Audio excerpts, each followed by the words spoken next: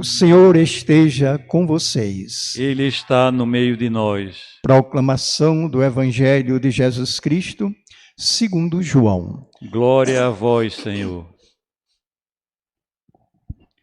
Naquele tempo, Jesus foi para o outro lado do mar da Galileia, também chamado Tiberíades. Uma grande multidão o seguia, porque via os sinais que ele operava em favor dos doentes. Jesus subiu ao monte, sentou-se com seus discípulos. Estava próxima a festa da Páscoa.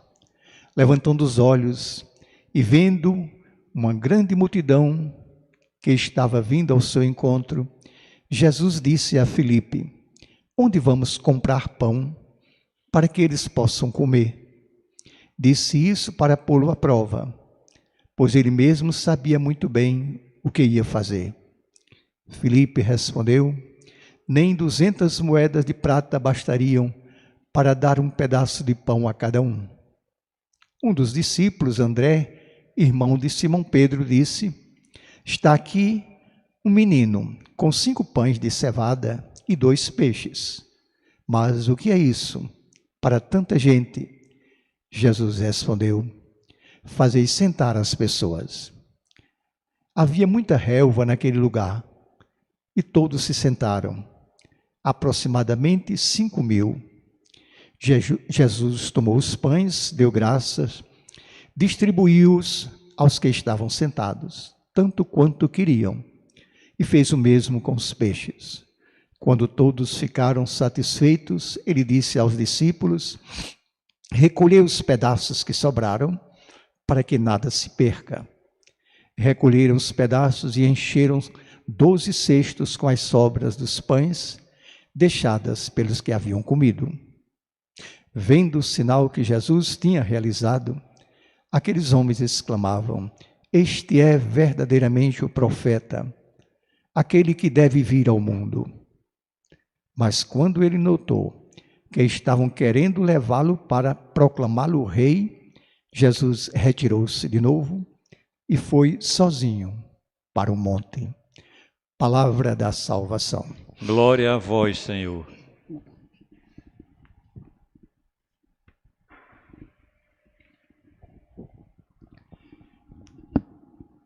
Minhas irmãs, meus irmãos, por um momento, imaginemos como será que os nossos canais de televisão noticiariam esse acontecimento que nós acabamos de relatar no Evangelho.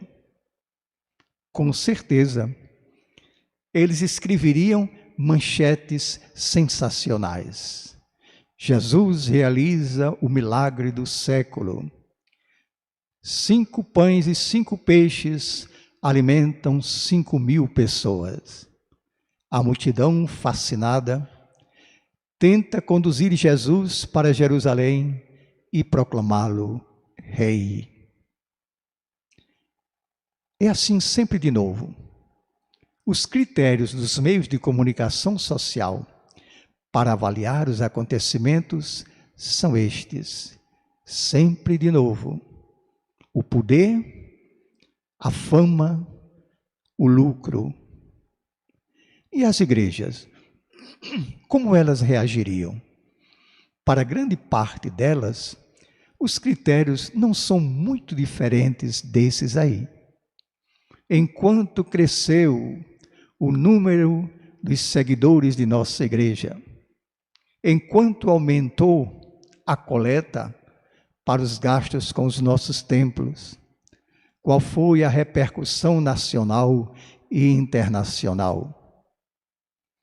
Quanto a nós, se quisermos fazer uma avaliação justa, temos que conhecer toda a narrativa desse episódio.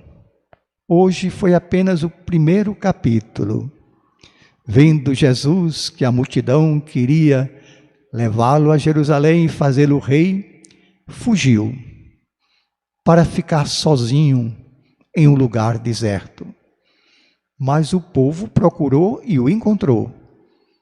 E Jesus lhes disse: vocês agora estão me procurando porque eu dei pão. Vocês querem mais pão? No entanto, eu tenho outro pão. E quem comer desse outro pão nunca mais terá fome. O povo então pediu: dá-nos desse pão maravilhoso que mata a fome para sempre. Jesus então falou assim: eu sou esse pão. Eu sou o pão da vida.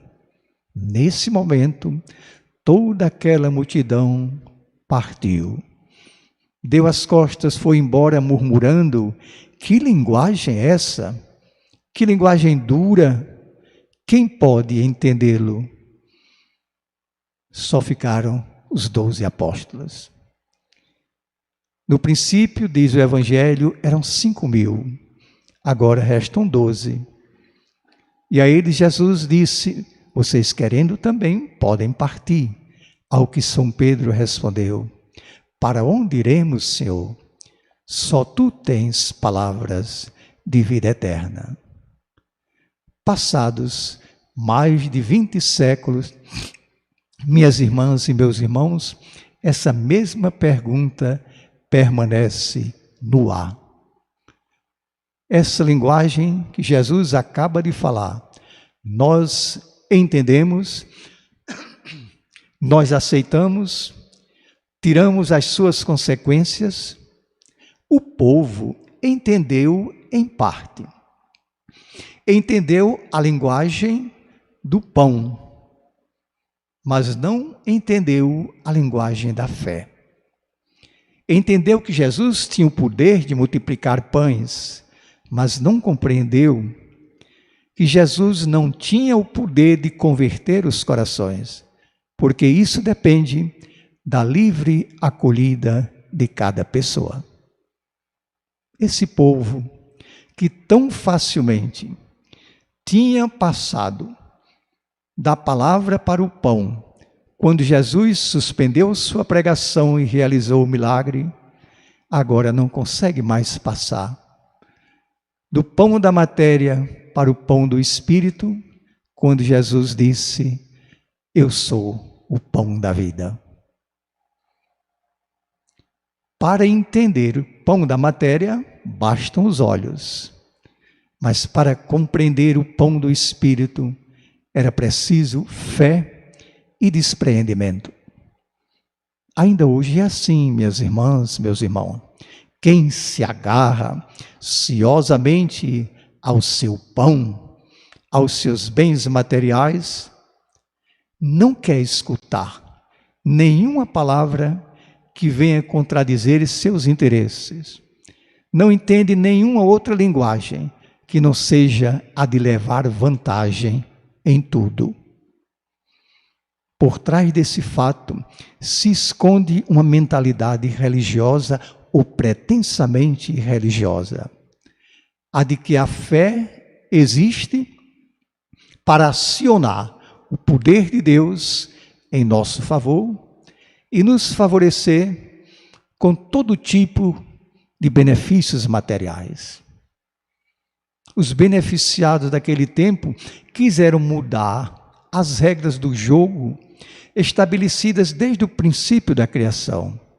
Comerás o pão do suor do teu rosto. E no Salmo 127, no trabalho de tuas mãos comerás. Tua esposa qual vinha fecunda no recesso do teu lar. Teus filhos rebentos de oliveira ao redor da tua mesa. Se Deus quiser realizar novamente o milagre do pão, tudo bem. Mas Ele não costuma agir assim. Pelo contrário, Ele age no cotidiano, nos acontecimentos da vida. E quem já cresceu no conhecimento de Deus não precisa de milagres para manter viva a chama da sua fé. Segundo os evangelhos, o milagre era um sinal de Deus. Ora, Deus está dando sinais a cada momento sem cessar. Às vezes de maneira extraordinária, mas normalmente de maneira ordinária e cotidiana. Basta abrir os olhos para enxergar os seus sinais. Com 5 pães, Jesus alimentou 5.000 pessoas. Enquanto isso, por obra e graça de Deus, uma sementinha pequenina plantada na terra apodrece, morre, dessa morte nasce outra vida, outras sementes que por sua vez crescem, florescem, frutificam e de seus frutos outras vidas nascem, crescem, florescem e assim interminavelmente, numa evolução sem fim, alimentando milhões de pessoas ao longo de milhões de anos. Aí estão os 2 milagres.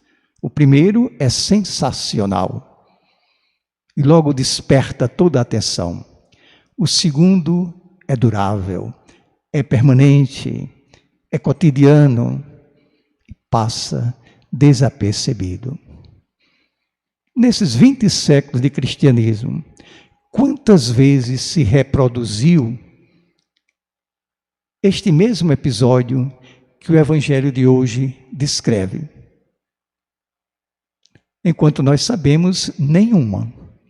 Mas se você for capaz de repartir seu pão, de repartir seus bens, movido pelo sentimento da justiça e da fraternidade, você reproduz o milagre da multiplicação dos pães. O que era pouco, de repente é muito e ainda sobra. E quem é que opera esse milagre? É o amor. O amor é quem faz os maiores milagres. Pão de graça era o que o povo queria. No entanto, o pão que não provém do trabalho honesto e fiel tem o mau gosto da preguiça ou o gosto amargo da esmola.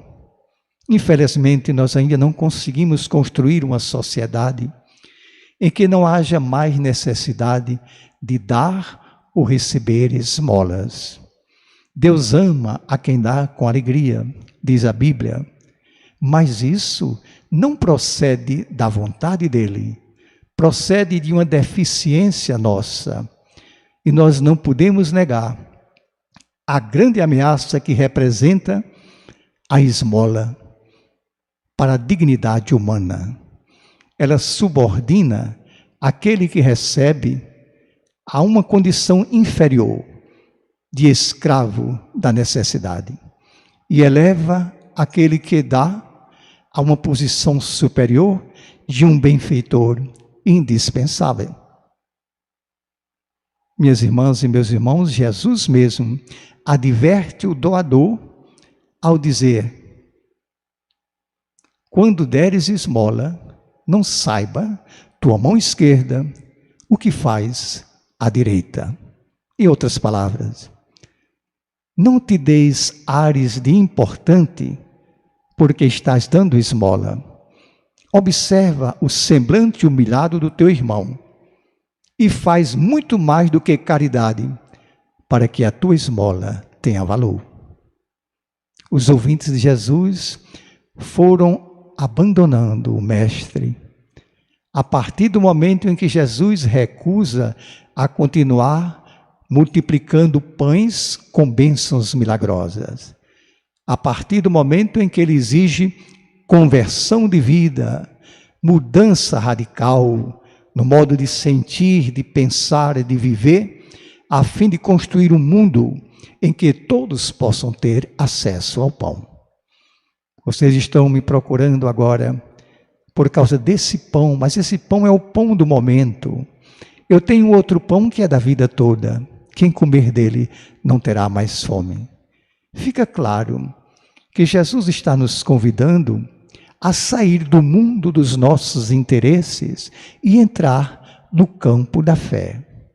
Eles não entenderam sua linguagem. O que é que importa? Se a mente não entendia, entendessem com o coração. Um dia haveriam de compreender. Minhas irmãs e meus irmãos, O capítulo final dessa narrativa daria uma acalorada discussão nos dias de hoje.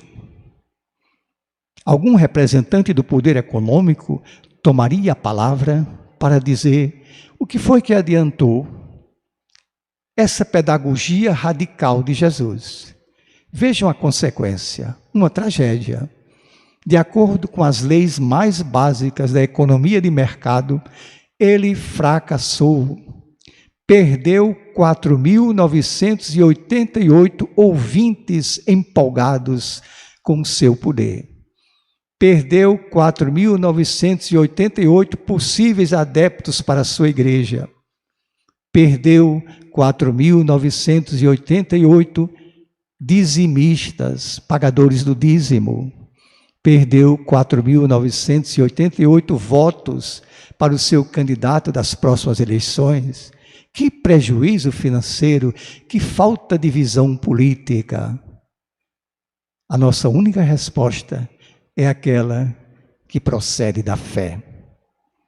Há passagens do Evangelho sobre as quais nós podemos chegar a um acordo por meio da tolerância e da paciência, mas há outras incondicionais. Ou nós cremos ou caímos fora. E uma delas é aceitar o Cristo Jesus como nosso único Redentor, princípio e fim da nossa fé, e a sua palavra como a verdade irrecusável. Na sua prática de vida nós encontramos respostas para as nossas dúvidas. Na sua palavra encontramos o argumento e o alimento para a nossa prática religiosa. O resto é consequência. O que importa é o que ele diria, é o que ele faria. Foi isso que São Pedro intuiu quando ele reagiu dizendo: para onde iremos, Senhor? Só Tu tens palavras de vida eterna. Minhas irmãs e meus irmãos, o milagre da multiplicação dos pães iniciou-se como um despertar da aurora. A luz da palavra de Jesus tocando os corações. Alcançou seu ponto mais alto como o sol do meio-dia, quando o pão da palavra e o pão do Espírito, ou melhor, e o pão da matéria se juntaram para a partilha fraterna. Mas, infelizmente, voltou a escurecer, como o ocaso do anoitecer, quando as pessoas não confiaram mais sem reservas no autor do milagre que ali estava presente. Pois bem, esse episódio, esse acontecimento não tem conclusão, só tem recomeço. Nós todos estávamos lá no passado com os nossos ancestrais, como nós estaremos lá adiante no futuro com os nossos descendentes, mas agora é que é a nossa hora.